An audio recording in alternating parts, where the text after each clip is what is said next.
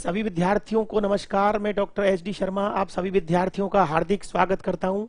आज की क्लास में हम यहां पर भूगोल की ऐसी ब्रांच के बारे में अध्ययन करेंगे जो लगभग सभी एग्जामिनेशनों में काफी महत्वपूर्ण है। यहां पर जैसा कि आप देख पा रहे हो, असिस्टेंट प्रोफेसर का जो पाठ्यक्रम है उसमें पेपर फर्स्ट में इसको शामिल किया हुआ है, और पेपर फर्स्ट के अलावा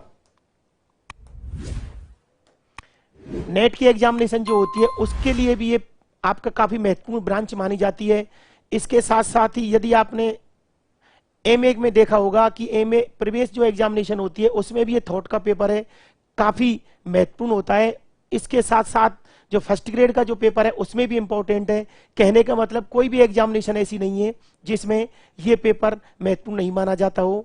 यहाँ पर थोड़ा सा बच्चों को अनईजी इस वजह से फील होता है क्योंकि मैंने आपको बताया था कि थोड़ा सा इसका एक रीजन है कि जब हम इसको बिना सिस्टमेटिक तरीके से पढ़ने की कोशिश करते हैं, जैसे हम सबसे पहले हमबोल्ट रिटर को पढ़ेंगे, फिर हम बात करेंगे मात्रात्मक क्रांति की, तो कहने का मतलब एक पैटर्न है। इसका निश्चित पैटर्न के अनुसार मैं आपको यहाँ पर इस पेपर को पढ़ाऊंगा।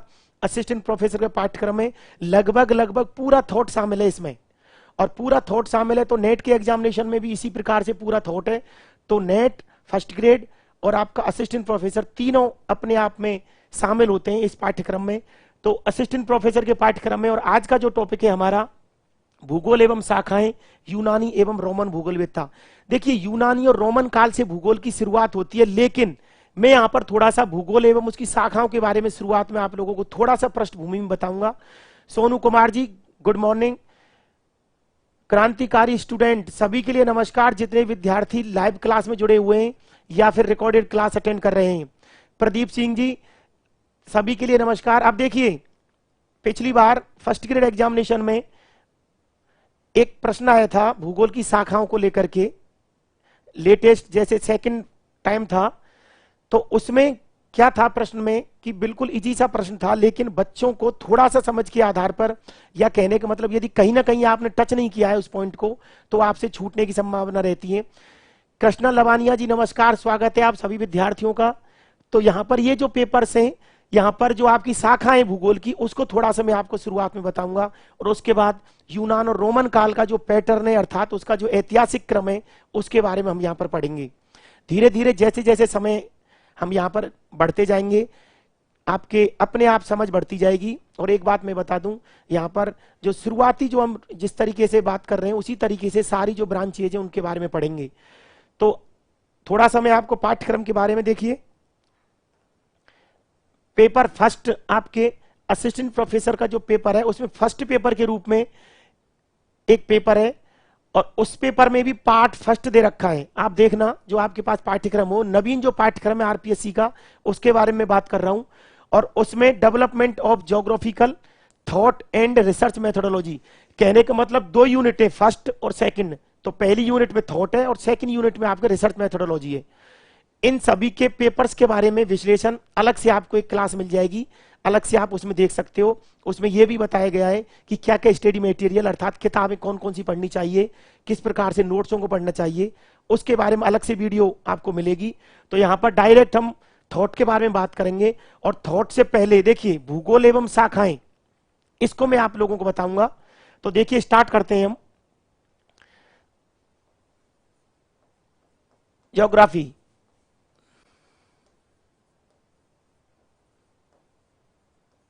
ज्योग्राफी देखिए, भूगोल शब्द एक व्यापक शब्द है। यदि आज किसी विद्यार्थी से पूछो, आप बच्चे से, छोटी क्लासों का बच्चा है, वो कहेगा सर जियो प्लस ग्राफी, अर्थात पृथ्वी का वर्णनी भूगोल है। ये एक प्राचीन अवधारणा है, एक संकुचित अवधारणा है। तो डिटेल में भूगोल क्या होता है, कहने का मतलब क्षेत्रीय विभेदन की संकल्पना के हिसाब से देखें तो धरातल पर पाई जाने वाली प्रत्येक जो आपके धरातलीय स्वरूप की जो विभिन्नताएं, उनका अध्ययन भूगोल में होता है। तो ये ज्योग्राफी शब्द है, शुरुआत में ज्योग्राफी था वो सारे विषयों के साथ पढ़ाया जाता था यूनान और रोमन काल में। यूनान और रोमन काल में क्योंकि ज्यादातर विद्वान दार्शनिक थे, और दार्शनिक का कहने का मतलब सभी चीजों को पढ़ते थे, गणित भी पढ़ते थे, फिजिक्स भी पढ़ते थे, भूगोल भी पढ़ते थे, इतिहास भी पढ़ते थे। तो भूगोल का जो प्राचीन जो अर्थ है और आज का जो अर्थ है वो काफी व्यापक है। शुरुआत में भूगोल एक ब्रांच के, सबसे पहले भौतिक भूगोल पढ़ाया जाता था, फिर धीरे धीरे हम आगे बढ़ते हैं तो मानव भूगोल एक ब्रांच आ जाती है, और इसी को कहते हैं भूगोल में द्वैतवाद, भूगोल में ड्यूलिज्म। तो ड्यूलिज्म आने के बाद दो ब्रांच हो जाती है, भौतिक भूगोल और मानव भूगोल। तो इन दोनों ब्रांचों के बारे में जितनी भी ब्रांच है भूगोल की, उनको मैं यहां पे लिखाऊंगा आपको, क्योंकि उससे रिलेटेड कहीं ना कहीं किसी एग्जामिनेशन में प्रश्न आए तो आपको दिक्कत नहीं आए। तो सबसे पहले थोड़ा सा मैं बता रहा हूं कि भूगोल, देखिए प्राचीन काल में भूगोल को पृथ्वी के वर्णन के रूप में माना जाता था।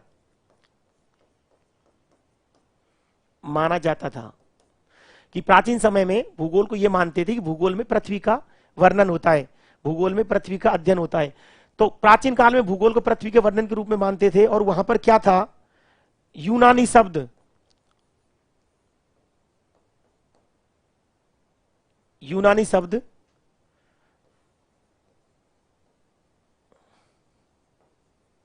ज्योग्राफिया। देखिए पहले ज्योग्राफिया था, उसके बाद इसको ज्योग्राफी के रूप में हमने अडॉप्ट कर लिया, तो ज्योग्राफिया, और बाद में इसको कहने लग गए हम ज्योग्राफी। दो शब्द हैं आपके, दो शब्द। सबसे पहला जीईओ प्लस ग्राफी, जियो प्लस ग्राफी अर्थात पृथ्वी का वर्णनी भूगोल है, ये मानते थे शुरुआत में, स्टार्ट में। सब जानते होंगे, कोई बड़ी बात नहीं है, लेकिन कराने का तरीका इस वजह से क्योंकि थोड़ा थोड़ा हम सिस्टमेटिक चलेंगे। तो ज्योग्राफी जो शब्द है प्राचीन काल में संकुचित अर्थ था। यूनानी शब्द ज्योग्राफिया सबसे पहले स्टार्ट हुआ, फिर ज्योग्राफी, दो शब्द हो गए, जियो प्लस ग्राफी। जियो का मतलब होता है पृथ्वी और ग्राफी का मतलब होता है वर्णन। तो पृथ्वी का वर्णन क्या मान लिया, भूगोल मान लिया। सुरेंद्र कपूरिया जी नमस्कार, सभी विद्यार्थियों के लिए नमस्कार। अब देखिए आगे, जियो का मतलब होता है पृथ्वी, और ग्राफी, GRAPH, ग्राफी का मतलब होता है वर्णन। तो क्या हुआ, पृथ्वी का वर्णन ही भूगोल है। पृथ्वी का वर्णन ही भूगोल है। ये एक संकुचित अर्थ में या छोटी क्लासों के विद्यार्थियों को यह पढ़ाया जाता है कि पृथ्वी आपके, उसका जो वर्णन होता है उसी को भूगोल के रूप में स्वीकार कर लिया। अब क्या होगा आगे जाकर के, क्या हुआ, भूगोल शब्द का ये बहुत ही संकुचित अर्थ है, संकुचित अर्थ है। वर्तमान में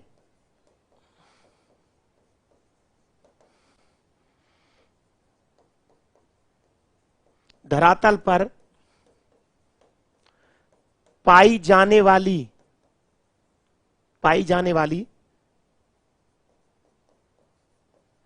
क्षेत्रीय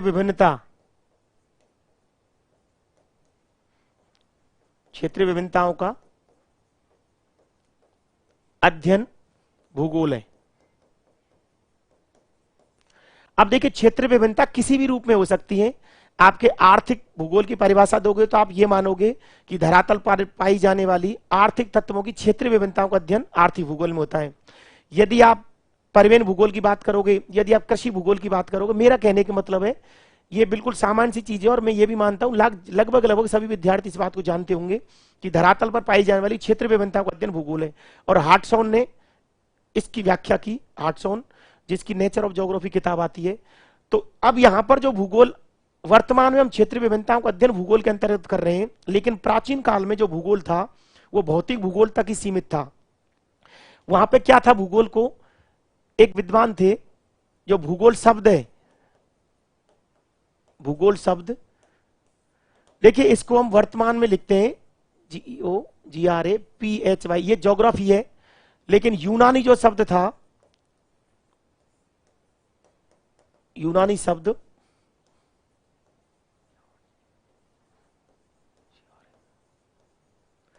ज्योग्राफिया का प्रयोग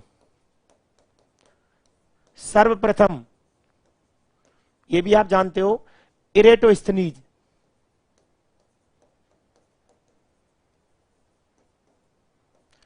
इरेटोस्थनीज द्वारा किया गया। देखिए कई बार किताबों में या किसी एग्जामिनेशन में आया कि भूगोल के जनक कौन है, तो इस शब्द को प्रयोग करने की वजह से यूनानी विद्वान इरेटोस्थनीज के नाम पर भूगोल शब्द दिया, तो इस वजह से इसको हम ये मान लेते हैं कि ये जनक है। लेकिन एक विद्वान और है हिकेटियस, और हिकेटियस ने क्या किया था, सबसे पहले उसकी किताब थी जस्ट पीरियड, और जस्ट पीरियड सबसे पहले क्रमबद्ध भूगोल थी, उसके आधार पर कई बार या कई जगह उसको भी पिता माना जाता है। देखिए जब आपकी नॉलेज बढ़ेगी, लेवल बढ़ेगा, तो थोड़े से द्वंद्व भी बढ़ेंगे, ये कोई बड़ी बात नहीं है, ये मैं आपको पहले भी बता चुका हूं, ध्यान रखना कि कोई दिक्कत नहीं है आपको। बिल्कुल आप सोचो सर क्या माने, मानना यह है कि जो एग्जामिनेशन में जिस दृष्टि से पूछा जाए ना वो मानना है, आप लोगों को जैसा प्रश्न पूछ रहा है वो मानना है। तो ये सारी चीजें फिक्स चीजें होती हैं छोटी क्लास के बच्चों के लिए। जैसे जैसे आपकी नॉलेज बढ़ती है, आपका लेवल बढ़ता है, तो थोड़े थोड़े द्वंद्व भी दिमाग में आते हैं, तो उसको लेकर के कोई इशू नहीं पालना है। तो देखिए इरेटोस्थनीज ने भूगोल शब्द का प्रयोग किया सबसे पहले।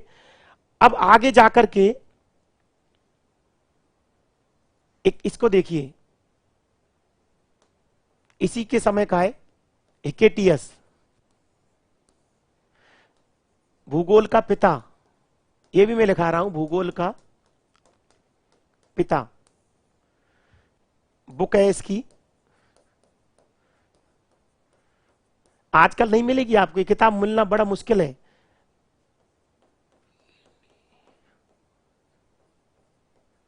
जस्ट पीरियड्स, और क्या थी ये, क्रमबद्ध भूगोल थी। तो इसके आधार पर इसको भी कुछ लोग भूगोल का पिता मानते हैं। ये चीजें मैंने आपको बताई। भूगोल क्या है, भूगोल यूनानी भाषा का शब्द है। देखिए कई बार दिक्कत यही कर देता है, किस भाषा का शब्द है, यूनानी भाषा का शब्द है भूगोल। और प्राचीन समय में यूनान और रोमन काल था, वहां पर भूगोल अन्य विषयों के साथ पढ़ाया जाता था। तो कहने का मतलब भूगोल धीरे धीरे, भूगोल की जब शाखा बनी तो सबसे पहले था भौतिक भूगोल। अब भौतिक भूगोल बनने के बाद काफी लंबे समय तक भौतिक चीजें रही। अगर रिसर्च में देखोगे ना आप, तो रिसर्च में सबसे पहले रिसर्च होते थे पहाड़ों के, ठीक है ना, नदियों के, नदी घाटियों के, मैदानों के। लेकिन धीरे धीरे भूगोल का ट्रेंड बदला, और भूगोल में आगे जाकर के वर्तमान में भूगोल एक अनुप्रयुक्त भूगोल में बदल गया है। और फिर आगे जाकर के एक ब्रांच आई मानव भूगोल, जो आपको पता है फ्रांस में जिसका डेवलपमेंट हुआ ज्यादातर। और उससे पहले एक जर्मन विद्वान था फ्रेडरिक रेटजेल। आगे हम बात करेंगे जब थॉट का कालक्रम पढ़ेंगे, थॉट पढ़ेंगे तब। लेकिन अभी शुरुआत में मुझे क्या करना है, भौतिक भूगोल और मानव भूगोल दो ब्रांचों में बांटना है भूगोल को, और दोनों की ब्रांचें आपको लिखानी है, क्योंकि कई एग्जामिनेशनों में इस प्रकार का प्रश्न आता है, कहीं ना कहीं हमसे छूट जाता है। तो देखिए आप, अब ये जो भूगोल है,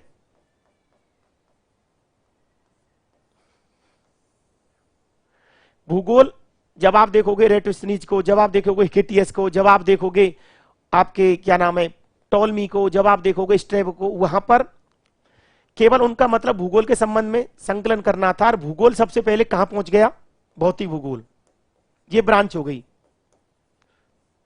भौतिक भूगोल। पूरा जो सिस्टम है वो आगे पढ़ने के बाद समझ में आएगा। कब तक रही है भौतिक भूगोल, ये भौतिक भूगोल रेटजेल से पहले तक रही। रेटजेल ने सबसे पहले मानव भूगोल को वैज्ञानिक रूप में स्थापित किया, जिस वजह से मानव भूगोल का जनक कहलाता है। और मानव भूगोल जो विषय है उसकी ज्यादा व्याख्या फ्रांसीसी विद्वान था बिडार डी लबलास, उसने भी की। तो वो भी एक तरीके से भूगोल के संस्थापकों में से एक है। यदि ऑप्शन में रेटजेल नहीं दे रखा है तो father of human geography Vidal de la Blache को शामिल करना है। और बिडार डी लबलास की विचारधारा ही एक तरीके से मानव को उसने महत्वपूर्ण माना, मानवीय पुरुषार्थ में विश्वास किया, इस वजह से भी उसने मानवीय भूगोल को पहले स्वीकार किया। तो भौतिक भूगोल हमारे सामने निकल के आ गई। अब देखिए ये भौतिक भूगोल आपके रही यूनान काल, रोमन काल, अरब जोग्राफर्स, उसके बाद पुनर्जागरण काल तक पूरा स्टडी भौतिक भूगोल तक सीमित था। और इसके बाद फिर हमने दूसरी ब्रांच स्थापित हुई मानव भूगोल, मानव भूगोल।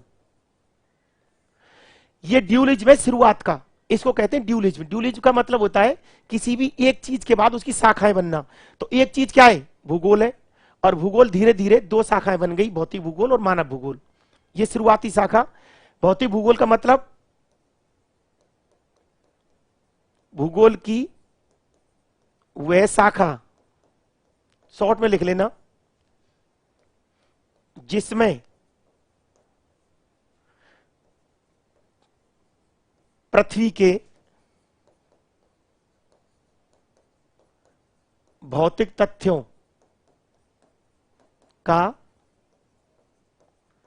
अध्ययन किया जाता है।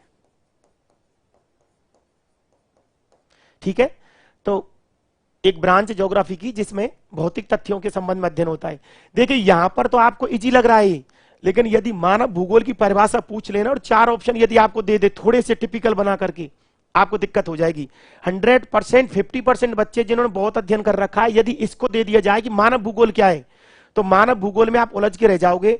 तो इसीलिए मानव भूगोल का मतलब है, मानव भूगोल की कहानी यह है कि प्रकृति के 2 पक्ष हैं, प्रकृति और मानव।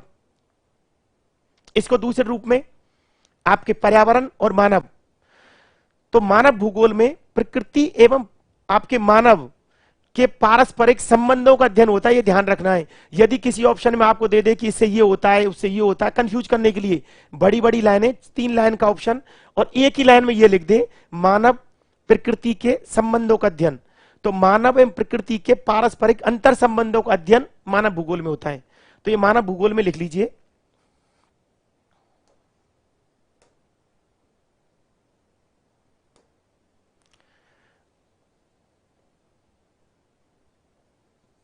पृथ्वी, देखिए पृथ्वी भी शामिल है उसमें, पृथ्वी भी हो सकती है, या इसको कह सकते हैं प्रकृति या पर्यावरण। पृथ्वी, प्रकृति, पर्यावरण एवं, ये तीनों एक साथ यूज किए, एवं मानव के पारस्परिक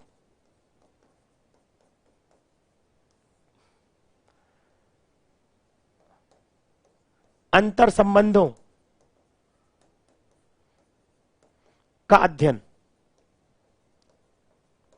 यह लिखना है। पर्यायवाची शब्दों को ध्यान रखना है कि भूगोल की वह शाखा जिसके अंतर्गत प्रकृति एवं मानव के अंतर संबंधों का अध्ययन होता है। प्रकृति एवं मानव के अंतर संबंधों का अध्ययन, पर्यावरण एवं मानव के अंतर संबंधों का अध्ययन, या आपके पृथ्वी एवं मानव के अंतर संबंधों का अध्ययन मानव भूगोल में होता है। तो यहां तक हम आ गए कि भूगोल एक विषय था यूनान और रोमन काल में, और वो धीरे धीरे एरेटोस्थनीज ने इस शब्द का यूज किया, यूनानी भाषा का शब्द। फिर उसने आगे जाकर के इस भूगोल में ज्यादातर भौतिक तथ्यों से संबंध अध्ययन होता था, तो भौतिक भूगोल एक ब्रांच थी। फिर हम आगे बढ़े धीरे धीरे, फिर हजारों साल बाद एक नई ब्रांच आई मानव भूगोल, अर्थात भूगोल में ड्यूलिज्म डेवलप हुआ, एक विचारधारा, एक विषय 2 शाखाओं में बट गया, एक तरफ भौतिक भूगोल, एक तरफ मानव भूगोल। अब ये भौतिक भूगोल और मानव भूगोल की जो ब्रांचेज है उनके संबंध में प्रश्न आता है, वो आपको यहां पर लिखनी है। देखिए थोड़ा थोड़ा लिखना है, आपको क्या करना है, उनके नाम लिखने, लेकिन मेरे यहां पर लिखाने के बाद आपके दिमाग में सारी चीज सेट हो जाएंगी, जानते हो आप, पता है, लेकिन कहीं ना कहीं वहां ऑप्शनों में हमारे से दिक्कत हो जाती है। तो देखिए आप,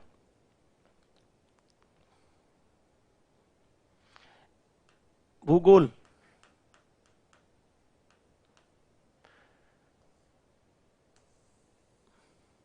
सबसे पहले भौतिक भूगोल की ब्रांच लिख रहे हैं हम, भौतिक भूगोल, भौतिक भूगोल। क्योंकि भौतिक तथ्य हैं उनकी बात करते हैं हम, तो 3-4 नाम आपने सुन रखे होंगे, वो सबको पता है।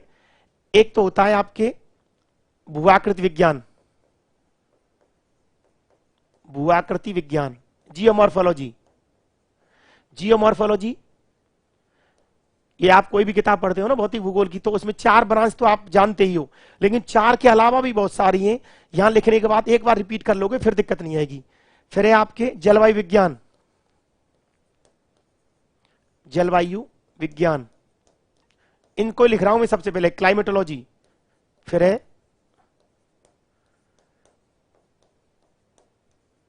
समुद्र विज्ञान,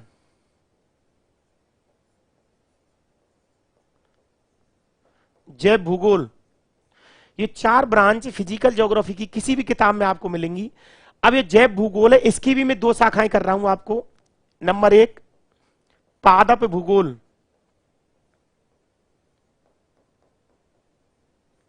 और दूसरा है जंतु भूगोल।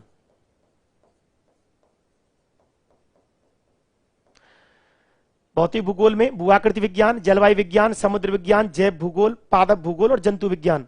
ये जैव भूगोल में 2 ब्रांच हो गई। अब देखिए धीरे धीरे ये 3 जो ब्रांच है ना, इनकी कई ब्रांच बनेंगी, जिसमें समुद्र विज्ञान है, इसकी ब्रांच हो गई जल विज्ञान, हाइड्रोलॉजी। अगर आपसे पूछेगा हाइड्रोलॉजी किसकी ब्रांच है भौतिक भूगोल की, जल विज्ञान। इसके बाद देखिए जल विज्ञान के बाद जलवायु विज्ञान की ऋतु विज्ञान,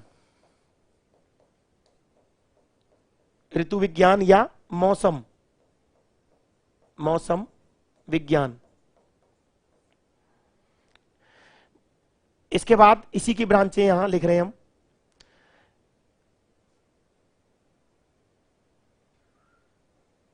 भूगणित, जिसको कहते हैं जियोडेसी, भूगणित, भूभौतिकी,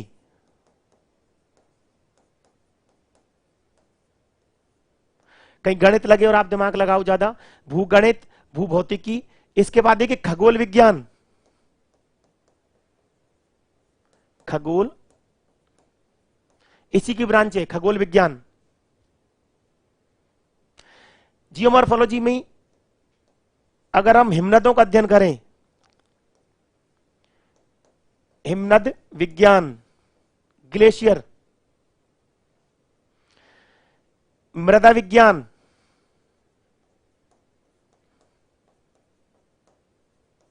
ये सारी भौतिक भूगोल की ब्रांचें।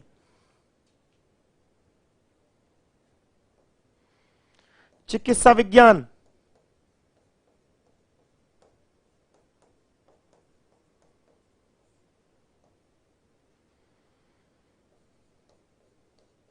पारिस्थितिक,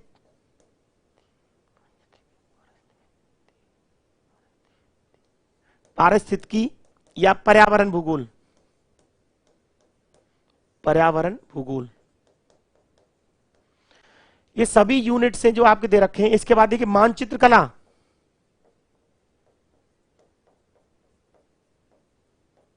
मानचित्र कला ध्यान रखना है, थोड़ा सा आपको यह भी ध्यान रखना है, ये सभी एकदम से निरपेक्ष नहीं है, ध्यान रखना है।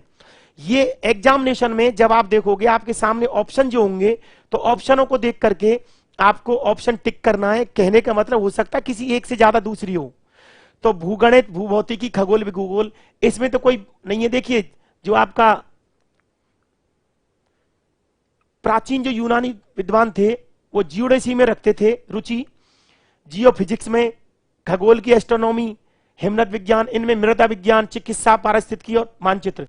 ये आपके चिकित्सा और मानचित्र कला, ये दोनों थोड़ा सा आपको कंफ्यूज कर सकते हैं, लेकिन मैं इनको निरपेक्ष नहीं रख रहा हूं कि आप यदि वहां पर ऑप्शन देखोगे, तो यदि आपको ऑप्शन देख करके ये करना है, तो ये ब्रांचेज आपकी पूरी जो ब्रांचेज हैं ये आपके भौतिक भूगोल से संबंधित हैं। इनको आराम से लिख सकते हो। इनमें से लेकर के यदि कोई प्रश्न कभी बनता है किसी भी एग्जामिनेशन में, तो आप देख लेना। भौतिक भूगोल,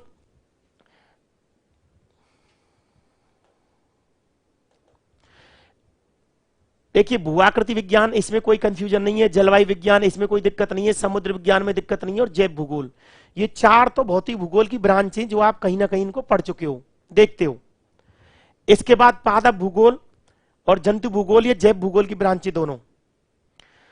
जल विज्ञान, हाइड्रोलॉजी, ये आपके समुद्र विज्ञान की ब्रांच है। ऋतु विज्ञान या मौसम विज्ञान, ये आपके क्लाइमेटोलॉजी की, जलवायु विज्ञान की ब्रांच है। भूगणित, भूभौतिकी और खगोल विज्ञान, ये कहीं ना कहीं जियोमॉर्फोलॉजी में या भौतिक भूगोल के अंतर्गत आती है सभी तीनों। हिमनद विज्ञान, मृदा विज्ञान, देखिए मृदा को अपन कई जगह देखिए मृतिका भी लिख दे तो कंफ्यूज नहीं होना। मृतिका, मृतिका विज्ञान, इंग्लिश देख लेना। चिकित्सा भूगोल, पारिस्थितिकी या पर्यावरण भूगोल और मानचित्र कला, लिख लीजिए आप सभी इनको।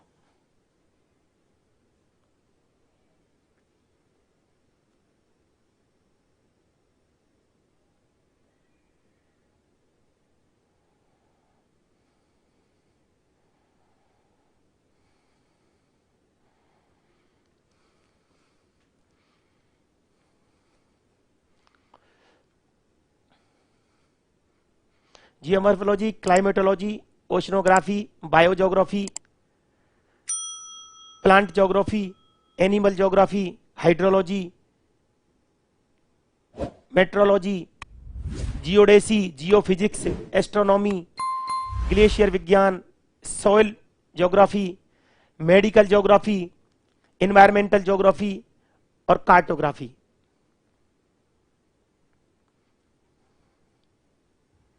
तो अब देखिए हम आगे लिखेंगे मानव भूगोल की ब्रांचेज।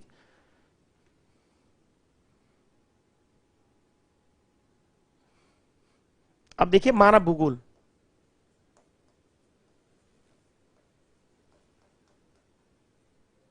मानव भूगोल, मानव भूगोल में सबसे पहले आर्थिक भूगोल,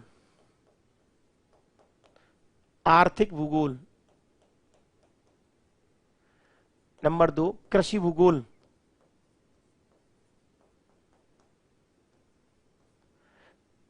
परिवहन भूगोल,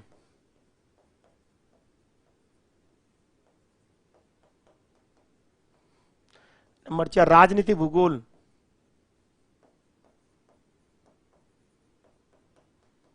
राजनीति भूगोल। नंबर 5 अधिवास भूगोल, अधिवास भूगोल। ये अधिवास भूगोल है, इसकी हम 2 ब्रांच करेंगे अधिवास भूगोल की। एक ग्रामीण अधिवास, ग्रामीण अधिवास या ग्रामीण अधिवास भूगोल, और एक लिखेंगे नगरीय,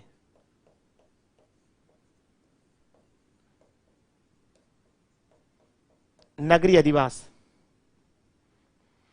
आर्थिक भूगोल, कृषि भूगोल, परिवहन भूगोल, राजनीति भूगोल, अधिवास भूगोल। संसाधन भूगोल,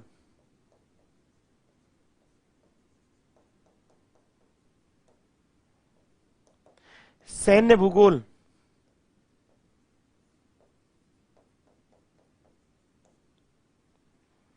सैन्य भूगोल।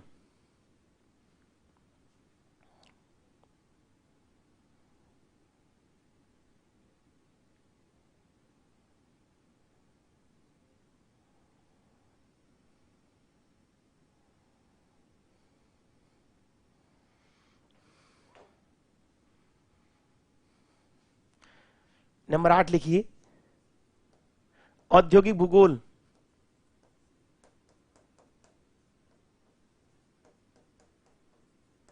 औद्योगिक भूगोल।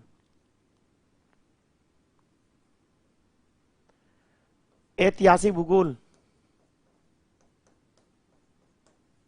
ऐतिहासिक भूगोल। 10 सामाजिक, सामाजिक भूगोल। 11 सांस्कृतिक भूगोल, सांस्कृतिक भूगोल। औद्योगिक भूगोल, ऐतिहासिक भूगोल, सामाजिक भूगोल, सांस्कृतिक भूगोल। 12 नृजाति भूगोल, नृजाति, नृजाति को बोलते हैं प्रजाति भूगोल, ये भी कह सकते हैं प्रजाति भूगोल, प्रजाति भूगोल।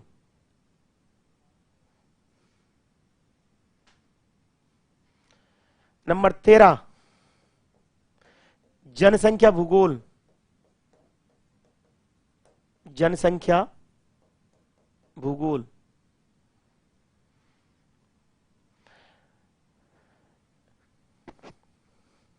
नंबर 14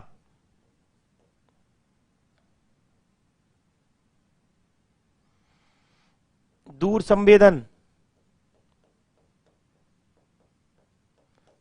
जीआईएस, जीपीएस भूगोल। नई ब्रांच है, नया ट्रेंड है।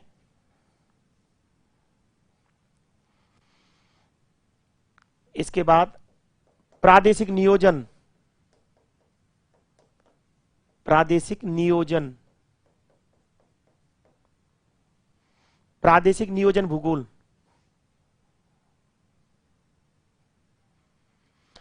ये मानव भूगोल की ब्रांचेज हैं। इसके अलावा भी ऐसा नहीं है कि यही पूरी फिक्स है, अगर कोई आपको लगेगा, लेकिन आपको एक ट्रेंड को छांटना है कि ये कुछ ब्रांचेज हैं, ये तो आपके नॉर्मल कहीं ना कहीं आप इनको पढ़ते हो। देखिए आर्थिक भूगोल मानव के क्रियाकलाप, मानव भूगोल की ब्रांच है, उसी से निकली हुई है।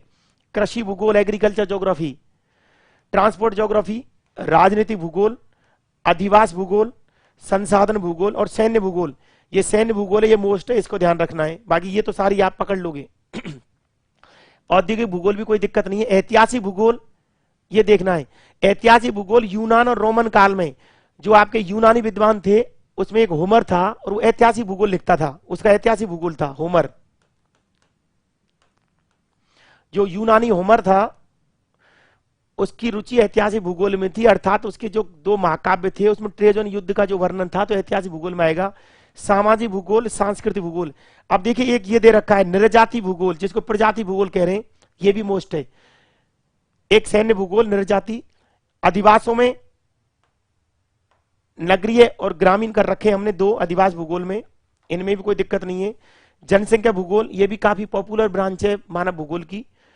दूर संवेदन, जीआईएस जीपीएस भूगोल, ये नया ट्रेंड है। लगभग सभी में जितने भी रिसर्च वगैरह होते हैं इनका यूज होता है। रिमोट सेंसिंग से डाटा प्राप्त करते हैं, उसके साथ जीआईएस और जीपीएस भी साथ चलता है। और ये प्रादेशिक नियोजन, रीजनल प्लानिंग तो भूगोल में आज नया ट्रेंड है कि भूगोल में जितने भी रिसर्च वगैरह होते हैं वो भौतिक भूगोल से आकर के रीजनल प्लानिंग पर आए। कहने का मतलब जो प्रादेशिक नियोजन अर्थात मानव के काम में आने वाले जो सिस्टम है उनका ज्यादा यूज हो रहा है, या वो ज्यादा रिसर्च में आजकल टॉपिक्स के रूप में उन पर ज्यादातर रिसर्च हो रहा है। तो प्रादेशिक नियोजन भी इसी की ब्रांच है। तो ये दोनों आपके मानव भूगोल और भौतिक भूगोल की दो ब्रांचें मेजर थी और उनकी शाखाएं मैंने आप लोगों को यहाँ बताई। इनको आपको लिख करके किसी भी एग्जामिनेशन में आए तो एक दो बार अगर आपके पास स्टडी रहेगा मैटर तो ठीक रहेगा। तो इसमें सबसे महत्वपूर्ण पहला टॉपिक हमने आज ये डिस्कस किया कि भूगोल की शाखाएं कौन कौन सी हैं। पहले जो बात बताई वो नॉर्मल की भूगोल शब्द एरेटोस्थनीज ने दिया। इसके बाद भूगोल, सबसे पहले भूगोल जो विषय था वो अलग ब्रांच में नहीं था, अर्थात भूगोल का संबंध का ज्ञान था वो सम्मिलित रूप से अन्य विषयों के साथ पढ़ाया जाता था। लेकिन धीरे धीरे भौतिक भूगोल, पॉसिडोनियस ने भौतिक भूगोल के जनक कहलाता है, तो भौतिक भूगोल हमारे सामने आ गई। फिर हजारों साल बाद फिर एक नई ब्रांच का उदय हुआ, मानव भूगोल। और मानव भूगोल की ब्रांचेज आपके सामने और भी धीरे धीरे बढ़ती जाएंगी। कई बार आलोचना भी होती है कि भूगोल जो विषय है वो इतनी ज्यादा ब्रांचों से भर गया है कि अपनी मूल प्रवृत्ति को ही खोता जा रहा है, अर्थात एक तरीके से स्पेशलाइजेशन है वो नहीं रहा है। ये आलोचना करते हैं ड्यूलिज्म वाले। जो जितनी भी ब्रांचेज हो रही हैं ये भूगोल के विकास के लिए बढ़ तो रहा है लेकिन क्वालिटी कम हो रही है भूगोल की, तो मूल विषय से हट करके। और कई बार ऐसी प्रजाति आपके देखिए ये ब्रांच है यहाँ पर जो चिकित्सा विज्ञान है भौतिक भूगोल वाली, तो चिकित्सा विज्ञान है वो एक तरीके से भूगोल में वो उसको आप लेकर के कहते हैं कि ये एक तरीके से भूगोल की मूल प्रवृत्ति है उससे हट करके है। लेकिन फिर भी जो भी है भूगोल की दो ब्रांच, मानव भूगोल, भौतिक भूगोल, उनकी शाखाएं ये लिखी, पहला टॉपिक। अब हम बात करेंगे हमारा जो पाठ्यक्रम का जो मेन टॉपिक है यूनान और रोमन काल। इनको लिख लिया होगा आप लोगों ने।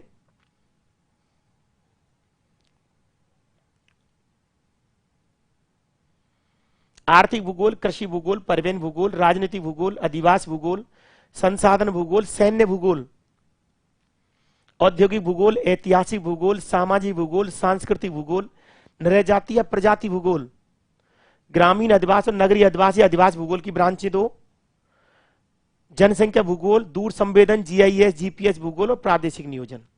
लास्ट में एक बात और कहना चाहूंगा सभी विद्यार्थियों से, ये जितनी भी ब्रांचेज हैं ये एकदम से आपको एकदम फिक्स नहीं रखनी है।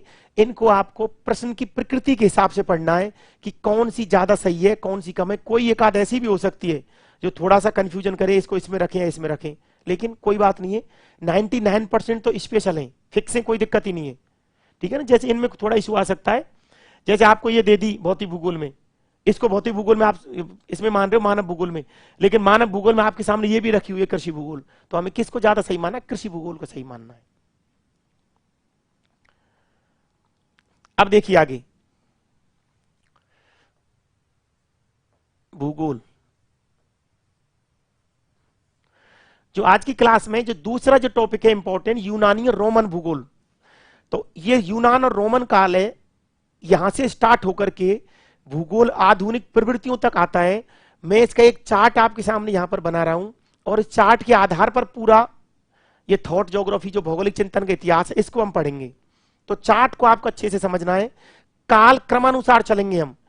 इस टॉपिक में से आजकल कुछ प्रश्न आते हैं कि निम्न जो कॉन्सेप्ट हैं या विचारधाराएं या तथ्य हैं इनको काल क्रमानुसार जमाइए आप। तो वहां पर रटा हुआ कुछ नहीं होगा, इसी में से आएगा। इसी प्रकार से निम्न भूगोलवेत्ताओं को काल क्रमानुसार सिस्टमेटिक तरीके से आपको जमाना है, तो वो भी आपके इसी में से हल होगा। तो भूगोल जो विषय है उसकी शुरुआत यूनानी और रोमन काल से होती है।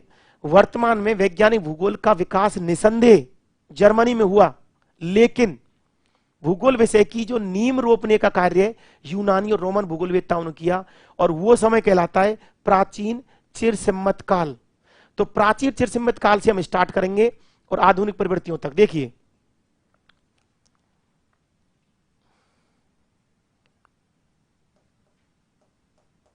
भौगोलिक विकास, हेडिंग डाल लीजिए भौगोलिक विकास। हमें क्या करना है, इस तरीके से इस लाइन को बढ़ाते जाना है और इस लाइन में जितने भी पार्ट हैं उनको मैं यहां पर लिखूंगा, आपको नाम भी लिखने हैं। इस चार्ट को सबसे पहले आपको एक काम करना है, इस चार्ट को समझना है। कोई विद्यार्थी थॉट पढ़ चुका है, बहुत ज्यादा विद्वान है, कोई दिक्कत नहीं है, लेकिन फिर भी कोई विद्यार्थी नया है, फिर भी इस चार्ट को यदि आपने समझ लिया अच्छे से, तो फिर जितने भी वो चीजें सारी फिर आपको पढ़ने में दिक्कत नहीं आएगी। फिर चार्ट के हिसाब से हम पूरा थॉट पढ़ेंगे।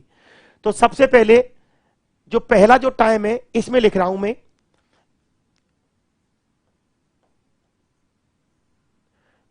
यूनानी एवं रोमन काल। रोमन काल, इसके साथ साथ कुछ जो सहायक शब्द हैं उनका यूज करूंगा। यूनानी और रोमन काल को कहते हैं हम प्राचीन चिरसम्मत काल। प्राचीन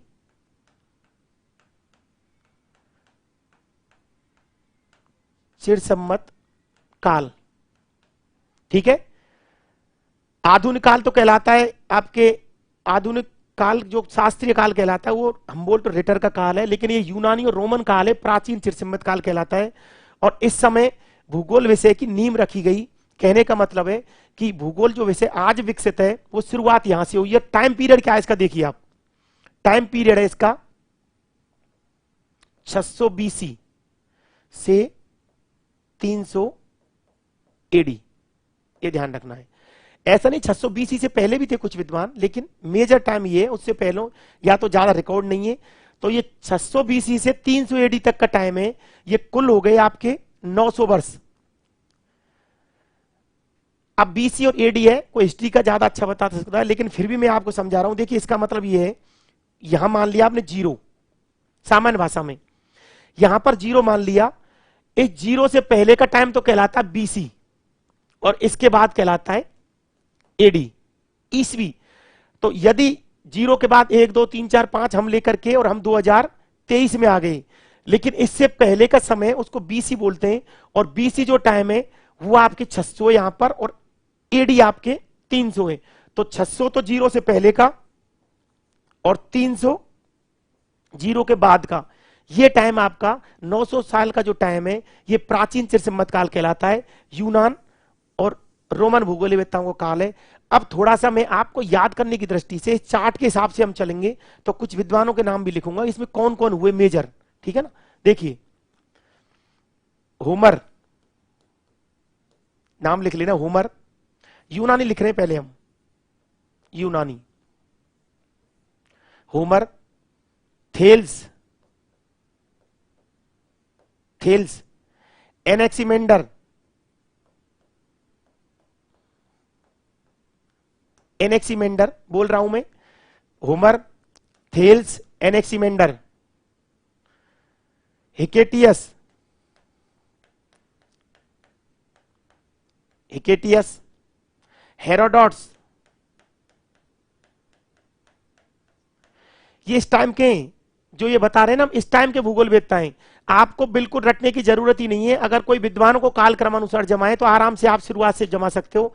Homer, Thales, Anaximander, Hecataeus, Herodotus, प्लेटो, ये सारे विद्वान है, ये कालक्रम अनुसार नहीं है, जहां कोशिश कर रहा हूं, लेकिन फिर भी आप इनका वो मत करना, लेकिन नाम याद रखने हैं आपको। यूनानी है ये, प्लेटो, अरस्तु,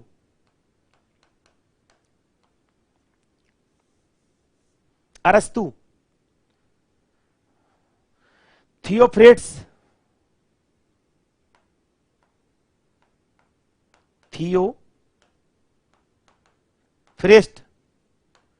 थियोफ्रेस्ट,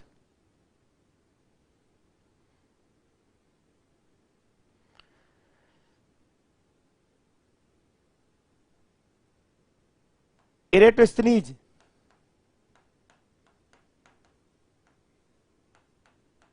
इरेटोस्थनीज, पाइथागोरस,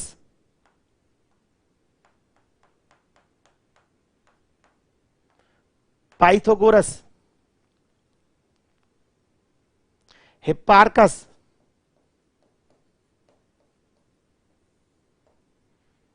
पोसिडोनियस,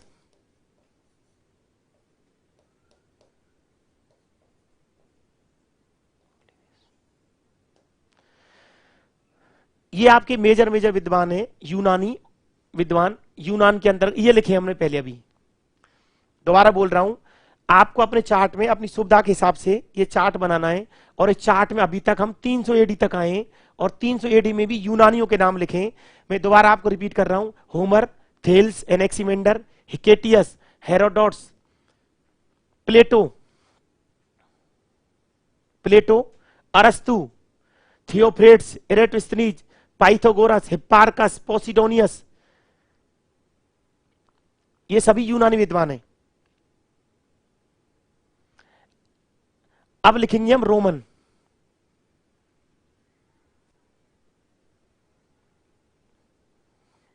रोमन में लिखिए, देखिए, स्ट्रेबो,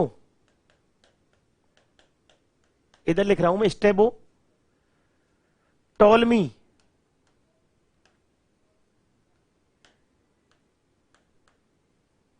प्लिनी,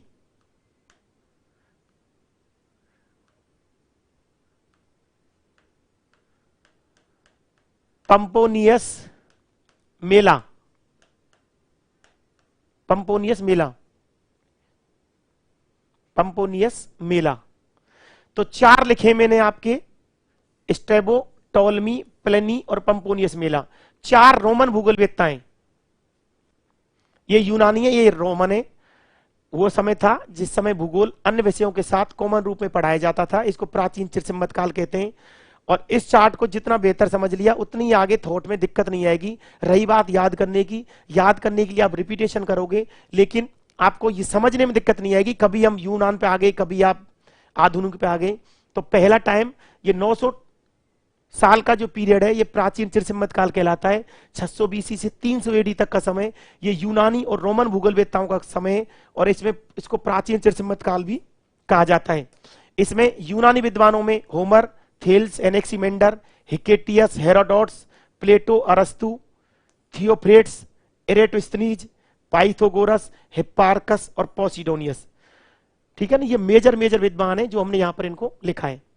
इसके बाद देखिए, अब हम आएंगे यहां पर रोमन काल में। हम यहां पर रोमन काल में आएंगे तो उसमें स्ट्रेबो, टोलेमी, प्लेनी और पंपोनियस मेला, 4 जोग्राफर ये हैं। जोग्राफर क्या, विद्वान है। तो इसको लिख लिया तो हम यहां पर ये कंप्लीट हो जाता है पहला पार्ट, पहला पोर्शन, यूनान और रोमन काल।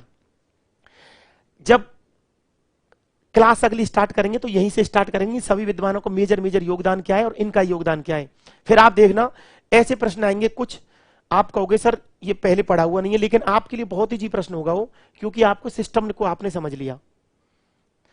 तो आपने लिख लिया होगा ये दोनों, यूनानी और रोमन। तो ये प्राचीन चिरसम्मत काल हमने देखा। अब आगे देखिए, अब देखिए आगे हम बढ़ रहे हैं। यहां पर 300 एडी तक आ चुके हैं हम, ठीक है ना। तो यहां पर 300 एडी से लेकर के मैं लिखूंगा यहां पर 1200,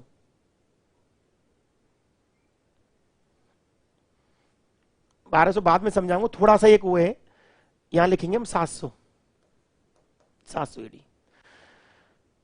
300 एडी तक टाइम यूनान रोमन काल, अच्छा, अर्थात प्राचीन चिर संवत काल। ये समय ऐसा है जब रोमन साम्राज्य का पतन हो गया। रोमन साम्राज्य के पतन के बाद जो कुछ चीजें थी वो तो नष्ट की गई, उसके बाद कोई भी नई खोज, नई जानकारी, नया आविष्कार, सब कुछ बंद पड़ गया। और ये टाइम था उस पर धर्म का पर्दा छा गया। कहने का मतलब जो आपके ईसाई जो देश है, यूरोपीय देश, उन यूरोपीय देशों में ये टाइम था, ये डार्क एज है बिल्कुल 700 तक। पूरे विश्व के संदर्भ में डार्क एज इसको, क्योंकि यहां अरब जोग्राफर भी थे 700 के बाद, भारत में भी इस समय काफी वो चल रहा था। तो ये जो टाइम है ये आपका डार्क एज ज्यादातर यूरोपीय देशों में, और यूरोपीय देशों में तो लगभग 1200 तक रहा ही। लेकिन क्योंकि 700 के बाद अरब जोग्राफर हैं, भारत में, आपके चीन में, दक्षिण पूर्वी एशिया में इस समय नई नई चीजें खोजी जा रही थी, तो वहां पर विकास नहीं रुका था, यूरोप में रुक गया था। और ये टाइम कहलाता है अंधकार युग। अंधकार युग, डार्क एज। देखिए यदि क्रम में आप आओगे ना, अरब और इसमें डार्क एज, तब ये डार्क एज, इसी वजह से क्रम में लिखा रहा हूं ये डार्क एज। लेकिन ध्यान रखना यहां पर यूरोपीय जो देश हैं, यूरोपीय देशों में अंधकार युग है। अंधकार युग, इसका टाइम है 300 से 1200, 300 एडी से। अब एडी यहां पे हम नहीं लिखेंगे क्योंकि पूरा ईसवी आ गया है, तो 300 से लेकर के 1200 एडी तक या ईसवी तक। ये यूरोपीय देशों में 1200 तक कोई भी ज्ञान का विकास नहीं हुआ, अर्थात कहने का मतलब उस समय वहां पर डार्क एज कहलाता है वो टाइम पीरियड। लेकिन इस समय अपने विश्व के संदर्भ में ये 700 तक था, क्योंकि 700 के बाद आपके जो अरब कंट्रीज जो क्षेत्र है, अरब कंट्रीज जो एरिया है, वहां पर नई नई चीजें खोजी जाने लगी। यात्राओं का महत्व था, अर्थात जैसे भारत में अलबरूनी महमूद गजनवी जी के साथ आया, तो वहां पर नई नई यात्राएं करना, नई नई चीजों को खोजना, नई नई चीजों का आविष्कार करना। तो ये 300 से 700 एडी डार्क एज। लेकिन यहां पर नोट करके ये भी लिख लेना है आपको, यूरोपीय देशों में ये डार्क एज है, ये कहां से कहां तक है, 300 से 1200 तक। इसमें हुआ क्या,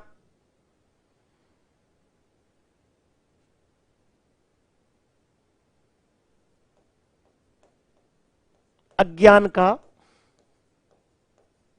पर्दा छाया रहा। ये कहानी है आपके डार्क एज की। जब मैं डिटेल में आपको डार्क एज पढ़ाऊंगा तब हम बात करेंगे क्या क्या इसमें हुआ, क्या क्या समस्याएं थी। ये TNO मानचित्रों का टाइम था। एक मानचित्र है, कई बार एक एग्जामिनेशन में पूछा हो किसी यूनिवर्सिटी एग्जामिनेशन में कि ये जो मानचित्र कब का है, तो उस डायग्राम को देख करके अगर आपने किताब में देखा हो तो आराम से हम पता लगा सकते हैं डार्क एज से संबंधित है। तो यहां पर हम अब 700 एडी तक आ चुके हैं। कहने का मतलब 700 एडी तक आपके अंधकार युग आ गया है। और अंधकार युग में भी ये जो 700 तक है ये अंधकार युग संपूर्ण विश्व के संदर्भ में, लेकिन यूरोपीय देशों में तो ये आपके 1200 तक रहा। अब 700 के बाद 1200 ये टाइम है, ये अरब भूगोलवेत्ताओं का समय है। अरब भूगोलवेत्ता, अरब जोग्राफर जो थे, ये टाइम अरब जोग्राफर्स का है 700 से 1200 तक। और अरब जोग्राफरों में जो आएंगे वो नाम है, वो नाम हम लिख रहे हैं, कुछ प्रसिद्ध नाम है। देखिए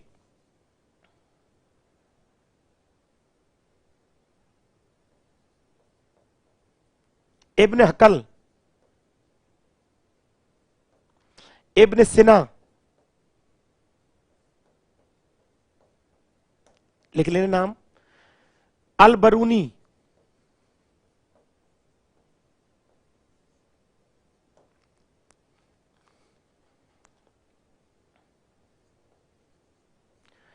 अल इद्रिसी,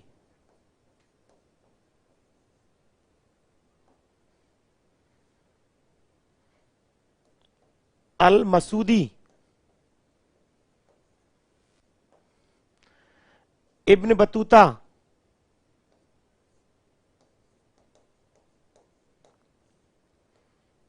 ये सभी अरब भूगोलवेत्ता हैं। और इनका टाइम पीरियड ये वाला, ये जो टाइम है 700 से 1200 अरब भूगोलवेत्ताओं का समय है। अरब भूगोलवेत्ताओं के समय में काफी नई नई चीजें खोजी गई और उसकी एक कहानी थी, उसकी एक खासियत थी कि उस समय बहुत सारे ऐसे देश थे, बहुत सारे ऐसे क्षेत्र थे जहां पर अरब लोगों का साम्राज्य था, अर्थात उनमें आपसी भाईचारे की वजह से उनको प्रॉपर सम्मान मिलता था, जिसकी वजह से लंबी लंबी यात्राएं संभव हो सकी। और उन यात्राएं जब होती हैं, व्यापार जब होता है, तो उससे कहीं ना कहीं आपकी चीजों का आदान प्रदान होता है, संस्कृति का आदान प्रदान होता है और नई नई चीजों की खोज होती है। जैसे देखिए अल बरूनी, जब हम डिटेल में तो मैं आपको जब पढ़ाऊंगा अरब भूगोलवेत्ता पढ़ेंगे, अल बरूनी महमूद गजनबी के साथ भारत आया था और उसने किताब लिखी एक पॉपुलर, इसके बारे में हम बात करेंगे आगे। अल इद्रिसी, ये ऐसा नाम है, मानचित्र कला में महत्वपूर्ण योगदान है कि टॉलमी ने जहां छोड़ी थी मानचित्र कला, तो उसको इसने वहां पर उससे आगे बढ़ाया। कहने का मतलब अरब भूगोलवेत्ताओं में मानचित्र कला में महत्वपूर्ण योगदान के लिए अल इद्रिसी जाना जाता है। अल मसूदी, अल मसूदी जो लवणता है उसका अध्ययन किया, समुद्री लवणता का।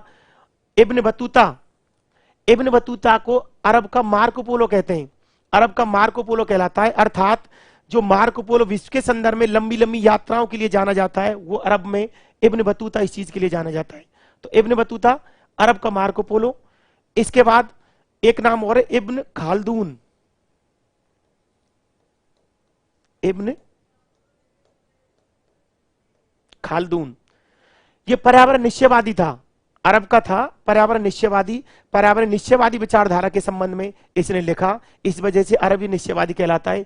ये चारों पांचों प्रश्न में आपको मार्क करा दूंगा। देखिए इससे संबंधित प्रश्न आता है, इससे संबंधित ये और ये और ये चार पांच नाम है, सबके स्पेशल योगदान है, स्पेशल योगदान में ये सारे लोग जाने जाते हैं।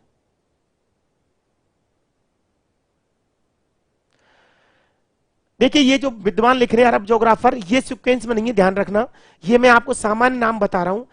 संभवतः सीक्वेंस में जब इनको अलग से पढ़ेंगे ना तब हम इसको डालेंगे, क्योंकि यहां सीक्वेंस की जरूरत भी नहीं है। कुछ नाम हो सकते हैं, एक आध नाम हम लिखे भी नहीं यहां पर, तो इनको सीक्वेंस में नहीं समझना है आपको। आपको केवल मोटा से यह समझना है कि ये टाइम पीरियड अरब भूगोलवेत्ताओं का है और ये टाइम आपके ये विद्वान थे इसमें। तो अरब ज्योग्राफर जब अलग से पढ़ेंगे तब उसमें जो विद्वानों के बारे में जो लिखाऊंगा योगदान, फिर उसको हम सीक्वेंस में करेंगे। तो आपको केवल नाम याद रखने हैं। कुछ विद्यार्थी ऐसे हैं जिनके पहले से नाम याद हैं, लेकिन फिर भी कुछ विद्यार्थी नए भी हैं, कुछ नेट की तैयारी भी कर रहे हैं। नेट का पाठ्यक्रम और असिस्टेंट प्रोफेसर का पाठ्यक्रम में लगभग पूरी थॉट है, पूरी थॉट इसमें शामिल है। थॉट को सबसे हार्ड पेपर माना जाता है, लेकिन ये पूरा चार्ट समझने के बाद, पूरा थॉट पढ़ने के बाद 100% आप ये कहोगे सर ये बहुत इजी पेपर है।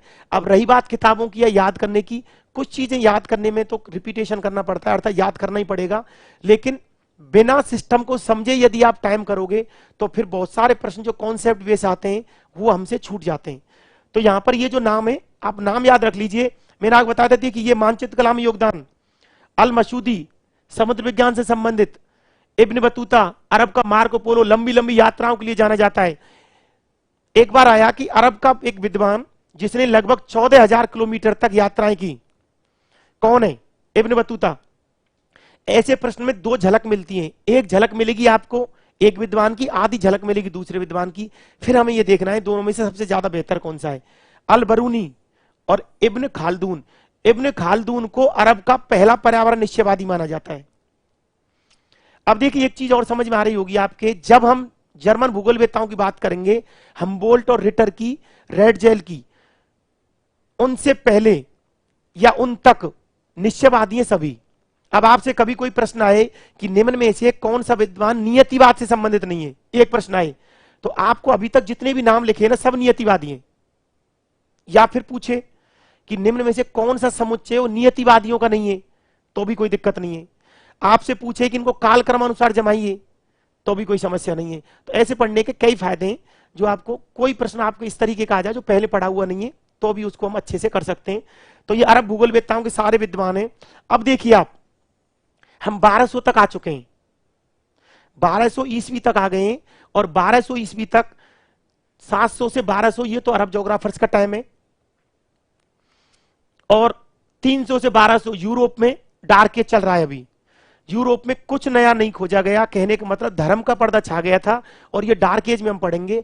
लेकिन डार्क एज की दोनों चीजें मैंने आपको बता दी हैं। यदि आप ऐसे पूछे तो 700 से 1200 ये जो टाइम है ये यहां पर अरब ज्योग्राफर्स का है, लेकिन 300 से और ये 1200 ये डार्क एज का है यूरोप में, और नॉर्मल जो है विश्व के संदर्भ में ये डार्क एज है 300 से 700।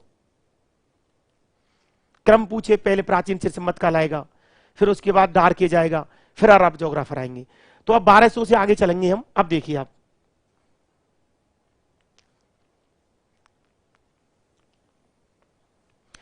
यहां पर 1200 एडी, 1200 से लेकर के 1750 ईस्वी, एडी को ईस्वी कहते हैं, ठीक है ना, ये अब ईस्वी चल रहा है। 1200 से 1750 तक का जो टाइम है, ये पूरा टाइम कहलाता है आपका पुनर्जागरण काल। क्या कहते हैं इसको?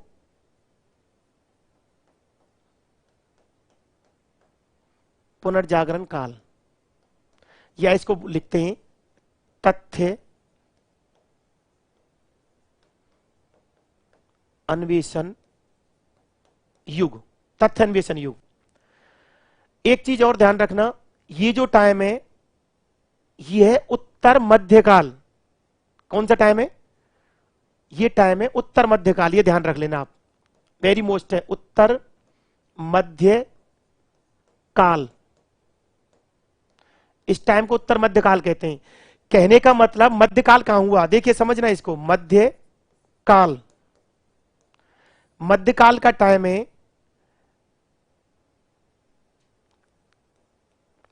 700 से लेकर के 1750, मोटा मोटा बता रहा हूं मैं आपको, ये मध्यकाल है। इस मध्यकाल में दो भाग हो गए आपके, एक तो हो गया पूर्व मध्य काल, और ये हो गए आपके उत्तर मध्य काल।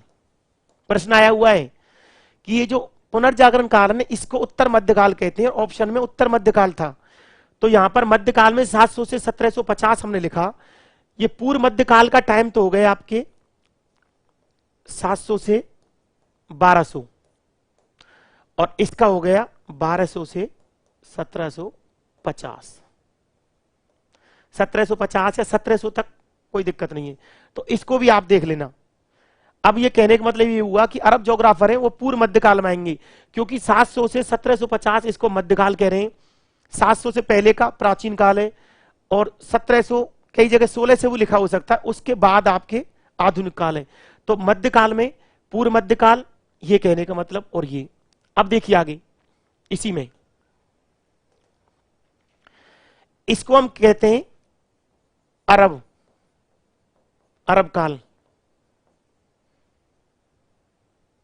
और इसको लिख रहे हैं हम पुनर्जागरण काल। देख लेना, मध्यकाल 700 से 1750,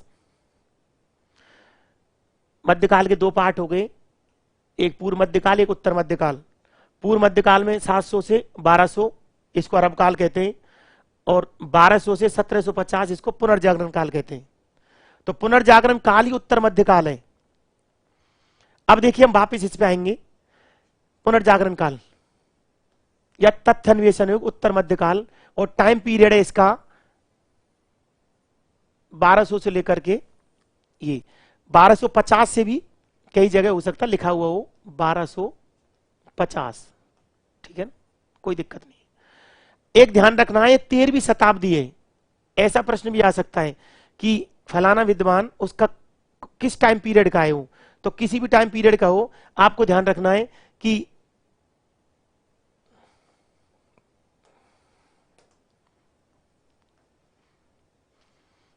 (1200 से 1750). अब पुनर्जागरण काल में क्या था, खोजें हुई इसमें, जब डिटेल में पढ़ेंगे पुनर्जागरण काल को, नई नई चीजों की खोज हुई। कहने का मतलब आपके बहुत सारे यात्री जो थे इस टाइम के थे, बहुत सारे विद्वान हैं जिन्होंने बहुत सारी चीजों का आविष्कार किया, बहुत सारे तथ्यों को खोजा, बहुत सारे द्वीपों को खोजा। ये खोजी युग है। जैसे यदि हम हिस्ट्री के संदर्भ में जब पुनर्जागरण काल की बात करते हैं, तो हिस्ट्री में ज्यादातर सामाजिक सुधार आंदोलन, धार्मिक सुधार आंदोलन आते हैं। लेकिन जब भूगोल में पुनर्जागरण काल की बात कर रहे हैं तो भूगोल में जो ज्ञान का विकास रुक गया था उसको इस समय स्टार्ट हुआ। अब यूरोप में होल्ड लग गई चीजों की। इसके प्रमुख विद्वान कौन कौन से हैं? अब देखिए नाम लिखा रहा हूं केवल, बाकी डिटेल में आगे पढ़ेंगे। देखिए मार्को पोलो,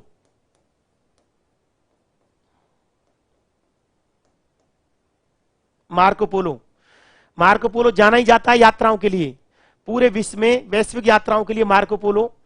इसके बाद लिखिए कोलंबस, कोलंबस था। यूरोप में से ऐसी होड़ लगी कि लोग यात्राएं करने लगे, आपके आपस में तैयार हो करके जाना आना, सारी चीजों को खोजना। Columbus. Vasco da gamma,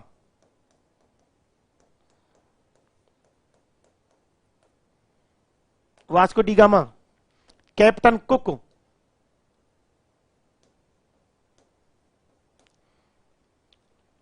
क्लूवेरियस,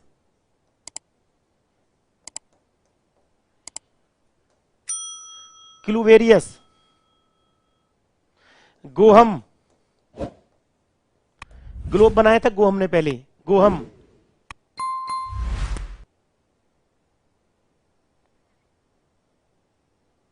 कोपरनिक्स,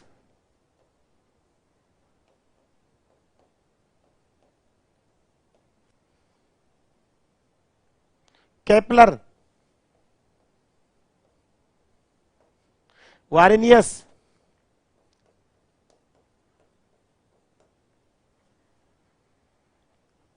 can't. इसी के टाइम पीरियड में हमने कांट को भी रख लिया है। तो ये जितने भी विद्वान हैं या जितने भी हम लिखेंगे ये सभी खोजी यात्राओं के लिए जाने जाते थे, नई नई चीजों को खोजा। आप देखिए मार्को पोलो यात्राओं के लिए विश्व में प्रसिद्ध है और पूरे विश्व की यात्राएं की और नई नई चीजों के बारे में बताया। कोलंबस, कोलंबस जो विद्वान था वो आपको आपके यूरोप का था, जाना चाहता था भारत लेकिन पहुंच गया अमेरिका। 1492 में 1492 में कोलंबस। वास्को डी गामा 1498, 1498 में ये भी आपके भारत में पहुंचा सामुद्रिक मार्ग से। कैप्टन कुक, कैप्टन कुक ने खोज की ऑस्ट्रेलिया, आपके न्यूजीलैंड और बहुत सारे देश हैं। देखिए न्यूजीलैंड के 2 द्वीप हैं, अगर आप ऐसे पढ़ते हो ना तो आपको बहुत सारी चीजें एक साथ याद होती हैं। न्यूजीलैंड के 2 द्वीप हैं और दोनों द्वीप उत्तरी और दक्षिणी द्वीप हैं। इन दोनों के बीच में एक जल संधि है, उसका नाम है कुक जल संधि। क्या नाम है? कुक, कुक जल संधि। और कुक जल संधि का नाम यही कैप्टन कुक था, इसके नाम पर ही पड़ा हुआ है उसका नाम। तो कैप्टन कुक। उसके बाद क्लूवेरियस, गोहम, गोहम ने सबसे पहले ग्लोब बनाया। कोपरनिक्स, अब देखिए कोपरनिक्स जब हम पढ़ेंगे इसमें पुनर्जागरण काल में, तो कोपरनिक्स से पहले जो विचारधारा थी वो जियोसेंट्रिक व्यू थी। क्या थी? Geocentric view. कोपरनिक्स से पहले जियोसेंट्रिक व्यू प्रचलन में थी। कहने का मतलब संपूर्ण ब्रह्मांड के पृथ्वी केंद्र में और बाकी का पूरा सिस्टम पृथ्वी के चारों ओर चक्कर लगाता, ये विचारधारा थी पहले। लेकिन कोपरनिक्स ने बताया ये गलत है और बीच में उसने कहा कि सूर्य केंद्र में, तो उसने कहा हेलियोसेंट्रिक व्यू, तो उसको हेलियोसेंट्रिक व्यू कहते हैं। अब आपसे कभी प्रश्न पूछिए कि निम्न में से कौन सा विद्वान है वो जियोसेंट्रिक व्यू का समर्थक है और कौन सा आपके हेलियोसेंट्रिक व्यू का समर्थक है, तो वहां आपको रटने की जरूरत नहीं पड़ेगी। इससे पहले जितने भी नाम आएंगे वो आपके जियोसेंट्रिक व्यू को मानने वाले हैं। ये जितने भी पढ़े ना अपने मध्यकाल के, प्राचीन काल के, सब जियोसेंट्रिक व्यू को मानते थे। केपलर, केपलर ने बताया कि जो ग्रह जो चक्कर लगाते हैं ना वो अंडाकार रूप में लगाते हैं, गोल नहीं है, बिल्कुल गोल नहीं घूमते, अंडाकार रूप में चक्कर लगाते हैं। वारेनियस, इसको भी हम लिखेंगे, जर्मनी का था। कांट, तो ये सभी आपके उत्तर मध्यकाल के विद्वान हैं या इनको पुनर्जागरण काल या तथ्य अन्वेषण युग के नाम से जाना जाता है।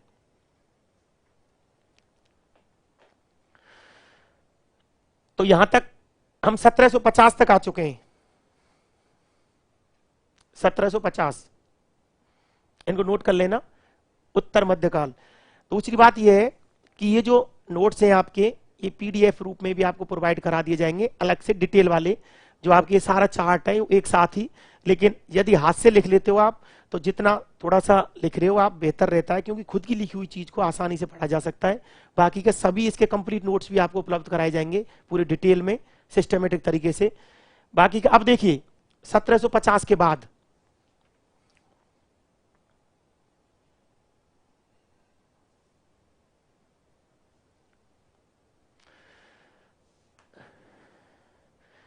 ये टाइम है 1750 और इसको लिख रहे हैं हम, ये टाइम आएगा, एक साथ लिख रहा हूं मैं, वर्तमान, वर्तमान काल। वर्तमान काल में भी दो हो जाएंगे, उत्तर आधुनिक काल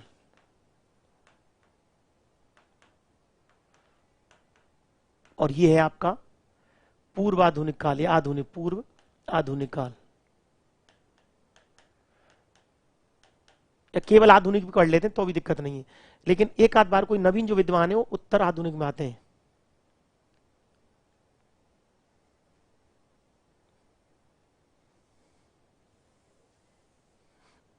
आधुनिक काल। अब 1700 के बाद ज्योग्राफी में देशों के हिसाब से कुछ विचारधाराएं, भौगोलिक विचारधाराएं,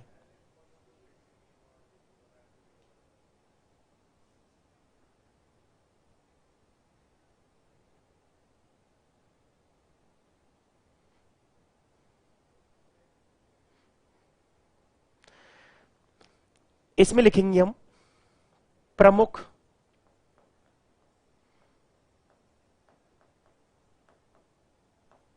भौगोलिक विचारधारा।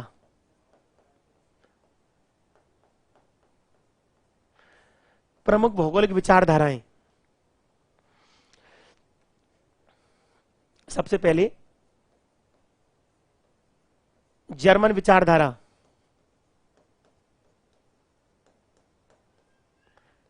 फ्रांसीसी,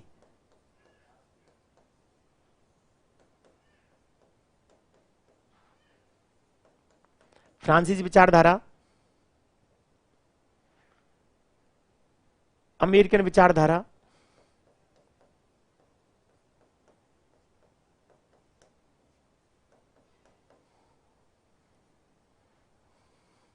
ब्रिटिश विचारधारा,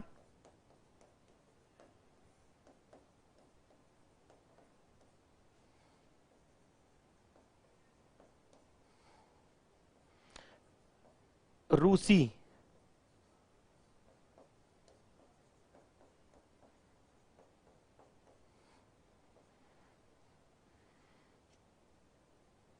चीनी,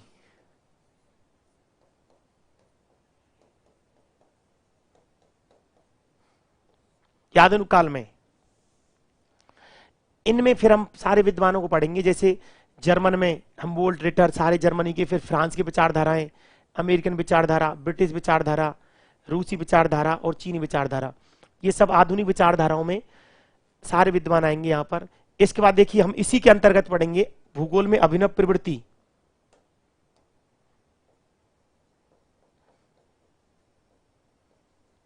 की,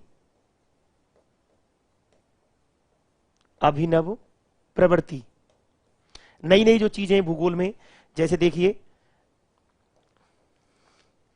क्षेत्र विभिन्नता की संकल्पना,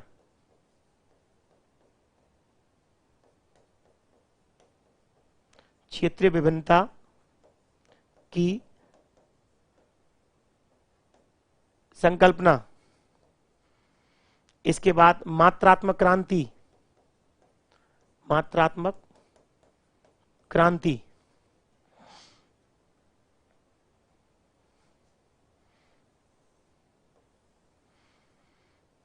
ये दोनों की मात्रात्मक क्रांति,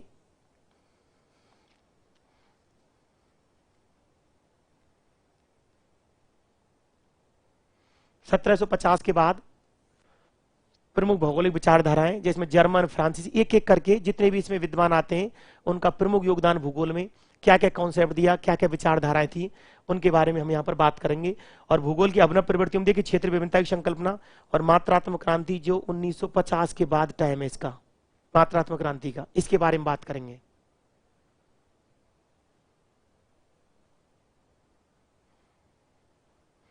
लिख लिया होगा, चले आगे देखिए। अब आगे, अब देखिए इसी के बाद, इसी में आगे, इसी चार्ट में लिख रहे हैं हम 1750 के बाद ही, इसमें भूगोल की प्रमुख दार्शनिक प्रवृत्तियां, ये पढ़ेंगे हम आगे। भूगोल की प्रमुख दार्शनिक प्रवृत्तियां 1750 के बाद ही चल रहे हैं हम। अब हम आगे आधुनिक काल में चल रहे हैं, और आधुनिक काल में कौन कौन सी दार्शनिक प्रवृत्ति है। सबसे बड़ा फायदा ये होता है जब नाम आपने एक बार ध्यान में आ गए आपके, फिर क्योंकि हम कभी यूनानी पढ़ रहे हैं, कभी दार्शनिक प्रवृत्ति का प्रश्न आ रहा है, तो कहानी अलग है। यूनानी दार्शनिक आपने देखा प्राचीन त्रिसंवेद काल, आज से लगभग 2000 साल पहले की बात, और ये आज की आसपास की बात है। तो इसमें दार्शनिक प्रवृत्ति में देखिए कौन कौन सी है, लिख लीजिए नाम जो पाठ्यक्रम में। सबसे पहले प्रत्यक्षवाद, मानवतावाद। देखिए मानवीय भूगोल का विकास और मानवतावाद दोनों अलग अलग चीजें हैं। एक प्रश्न भी मेन ऑब्जेक्टिव में आपको कराया था। इसके बाद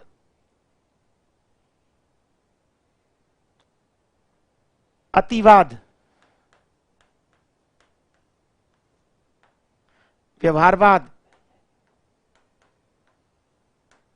व्यवहारवाद या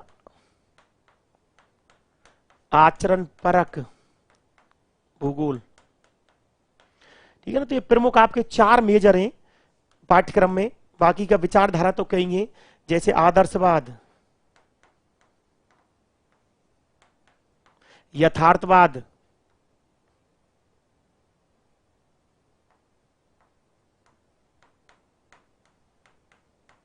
तो ये सभी दार्शनिक प्रवृत्ति हैं, इनके बारे में हमें पढ़ना है लास्ट में ये सारी चीजें। प्रत्यक्षवाद, मानवतावाद, अतिवाद। अतिवाद को क्या बोलते हैं? क्रांतिकारी भूगोल भी बोलते हैं, वहां बात करेंगे। क्रांतिकारी भूगोल, प्रत्यक्षवाद, मानवतावाद, अतिवाद, क्रांतिकारी भूगोल, तो ये सभी दार्शनिक प्रवृत्ति हैं भूगोल की। अभिनव प्रवृत्ति इसके अंतर्गत, इनको आगे देखेंगे। अब देखिए और क्या क्या इसमें आएगा, इसे थॉट में ही।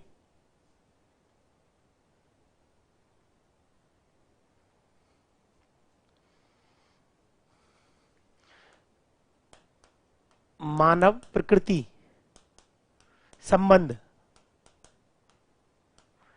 मानव प्रकृति संबंध को लेकर के 2 विचारधाराएं, और उसके बाद तीसरी विचारधारा आई जैसे नियतिवाद, ह्यूमन ज्योग्राफी में आती है, संभववाद और नवनिश्चयवाद। ये विषय वस्तु में। फिर देखिए और एक क्या है, पैराडाइम, परिवर्तन। इसके बारे में थोड़ी सी बात करेंगे कि पैराडाइम परिवर्तन क्या होता है। एक विचारधारा दी थी कुहन ने, तो कुहन पैराडाइम में क्या कहता है, ये भी इसके अंतर्गत है। तो कहने का मतलब इस तरीके से संपूर्ण थॉट का प्राचीन काल से लेकर के यहां वर्तमान काल तक हम धीरे धीरे सिस्टमेटिक तरीके से उसको लिखते हुए यहां तक पहुंचेंगे। तो पूरा चार्ट एक तरीके से, पूरी थॉट आपकी सिस्टमेटिक याद हो जाएगी। और पूरी जो थॉट है उसको यदि आपने एक बार इस तरीके से सारा लिख लिया, पढ़ लिया, तो फिर आपको केवल उसको रिपीट करना है और सारी चीज आपके सामने रहेगी। कोई नई भी चीज आती है तो आपके दिमाग में कॉन्सेप्ट पहले से क्लियर है कि ये यूनान काल है, ये रोमन काल है। अब देखिए 1-2 चीजें।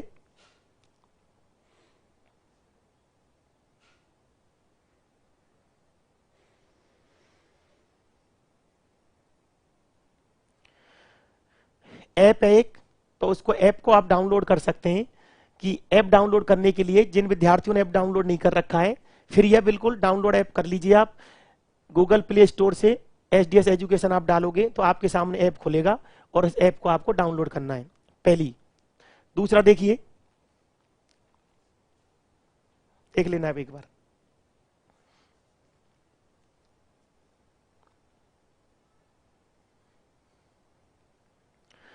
इसके बाद मैं आपको बता दूं कि जैसे यहां पर अभी असिस्टेंट प्रोफेसर का पाठ्यक्रम है, और मैंने आपको बताया था ये इतना व्यापक पाठ्यक्रम है कि इसी के अंतर्गत अपने आप में सारे पाठ्यक्रम समाये थे।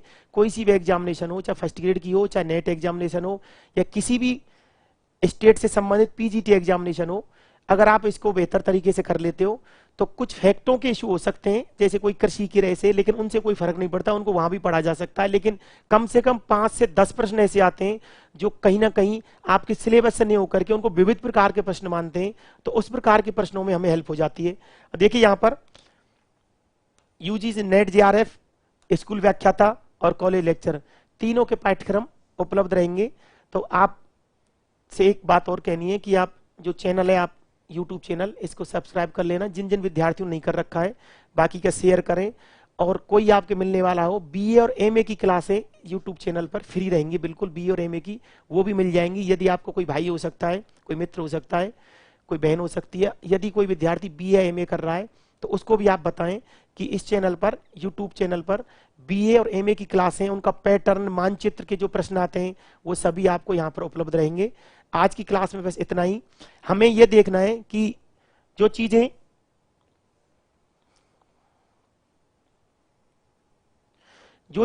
थॉट के अंतर्गत हमें पढ़नी है, एक चार्ट का सामान्य परिदृश्य मैंने आप लोगों को बताया है, और भी बीच बीच में कुछ मुद्दे हैं, लेकिन आपको यूनान से हम स्टार्ट करेंगे, यूनान और रोमन काल से, फिर उसी क्रम में यूनान, रोमन काल, डार्क एज, अरब भूगोलवेत्ता, पुनर्जागरण काल, और फिर आधुनिक काल पर आएंगे। और आधुनिक काल की जितनी भी विचारधाराएं उनके बारे में अध्ययन करेंगे। आपको उसी क्रम में याद रखना है, जितना भी योगदान है जिस विद्वान का, उसको उसी तरीके से। चार्ट को आपने बना लिया होगा।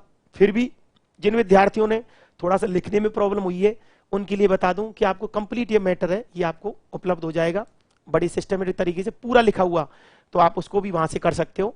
तो आज की क्लास में इतना ही। आप सभी विद्यार्थियों के लिए नमस्कार, थैंक यू सो मच। शाम को 8 बजे लाइव क्लास वही रहेगी आपके, जो ऑब्जेक्टिव क्लास होती है। ऑब्जेक्टिव का सबसे बड़ा फायदा ये होता है, यदि आप थ्योरी पढ़ रहे हो और ऑब्जेक्टिव पढ़ रहे हो, चाहे थ्योरी पहले पढ़िए, ऑब्जेक्टिव बाद में पढ़िए, चाहे ऑब्जेक्टिव बाद में पढ़िए, थ्योरी पहले पढ़िए, तो सभी के लिए बेहतर रहता है वो। और प्रश्नों की रिपीटेशन है वो आपके बार बार आपके दिमाग में रहेगा, तो वो जो प्रवृत्ति रहती है कि आप थॉट पढ़ रहे हो, कभी आप इंडिया पढ़ रहे हो, तो वो भूल जाते हैं। ऐसा नहीं होता।